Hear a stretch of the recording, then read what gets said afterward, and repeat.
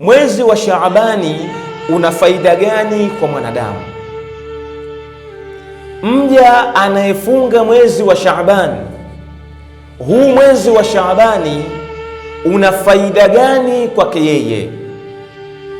Al-Imamu Sadiq salamullahi alayhi anatunukulia maneno akitutajia faida tatu atakazozipata mwanadamu endapo atautumia mwezi mtukufu wa Shaabani.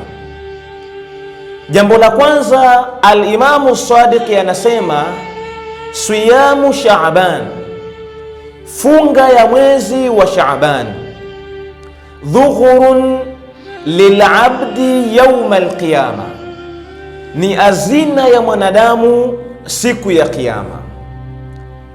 Utakapofunga siku katika masiku ya Shaaban, fahamu ya kwamba umeweka azina. Azina hii itakufikia siku ya Kiyama.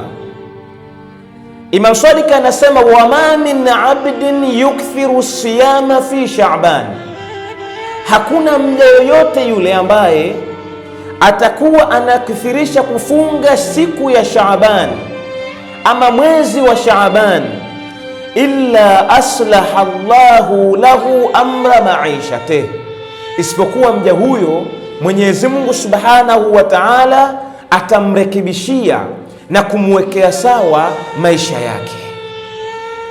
Wakafahu sharra aduwi, na Mwenyezi Mungu Subhanahu wa Ta'ala atamlinda mja huyu na shari ya adui yake. Wa inna adna ma yakunu liman yasumu yawman min Shaaban, Imam Sadiq anasema malipo ya chini kabisa atakayolipa mwanadamu anayefunga katika mwezi wa Shaaban ni nini? Antajiba lahul janna, ni mtu huyu kwamba pepo kuwa ni wajibu kwake yeye, itakuwa mtu huyu ni wajibu kuingia peponi. Sasa tujiulize ndugu zangu Waislamu, ni sawa kwamba tupitwe na huu mwezi mtukufu wa Shaaban bila kuzipata fadhila hizi? Si sawa. Muumini yoyote ni lazima atatoa juhudi zake katika huu mwezi wa Shaabani ili ayapate haya mazuri ambayo ataenda nayo mbele ya Mwenyezi Mungu Subhanahu wa Ta'ala siku ya Kiyama.